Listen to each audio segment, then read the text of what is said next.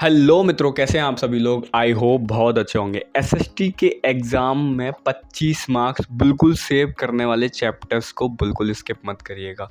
अगर आप एसएसटी में 80 में से 60 मार्क्स चाहिए तो आज इस वीडियो को स्किप बिल्कुल भी मत करिएगा और आपको वो चैप्टर्स बताने वाला हूँ जो पिछले कई सालों से बोर्ड एग्ज़ाम में बार बार पूछे जाते हैं और जिनसे 25 मार्क्स आसानी से आ सकते हैं। तो चलिए स्टार्ट करते हैं। हिस्ट्री के अंदर nationalism in India most important chapter है ये चैप्टर लगभग हर साल किसी ना किसी फॉर्म में आता है।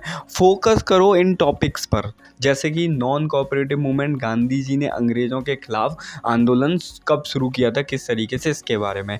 सिविल डिसोबीडियंस मूवमेंट, नमक Satyagraha, role of Mahatma Gandhi, mass movement कैसे बना, रॉलेट एक्ट और जलियांवाला बाग, रिप्रेशन पॉलिसीज़ के लिए, खिलाफत मूवमेंट, हिंदू मुस्लिम यूनिटी के ऊपर बात करते हैं, salt march, symbolic protest against the British tax के ऊपर, डिफरेंट सोशल ग्रुप पार्टिसिपेशन के ऊपर यानी कि पीसेंट, ट्राइबल्स एंड बिजनेसमैन्स को लेकर, map work, Congress session centre के ऊपर बात करते हैं। अगर यह चैप्टर स्ट्रॉन्ग है तो 5 से 8 मार्क्स बहुत जल्दी ही सेव कर सकते हो आप। अब बात करते हैं ज्योग्राफी में, जिसमें एग्रीकल्चर हाई स्कोरिंग है। ज्योग्राफी में एग्रीकल्चर चैप्टर बहुत इंपॉर्टेंट माना जाता है। फोकस किन पॉइंटों पर करना है ये बहुत ध्यान से समझ लीजिए।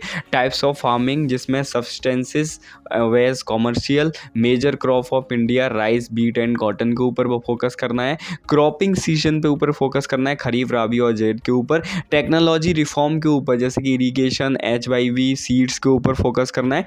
इंस्टीट्यूशनल रिफॉर्म को लेकर land reform, food security, globalization impact, map work के ऊपर काम करना है, जिसमें cotton, rice and producing states के ऊपर पूछे जाते हैं क्वेश्चन। ज्योग्राफी में डायग्राम और मैप बनाकर फुल मार्क्स मिल सकते हैं, बहुत ध्यान रखिएगा स्टूडेंट्स। सिविक्स के अंदर फेडरलिज्म गारंटेड, इस एरिया में से फेडरलिज्म हर साल किसी ना किसी क्वेश्चंस में आता ही आता है।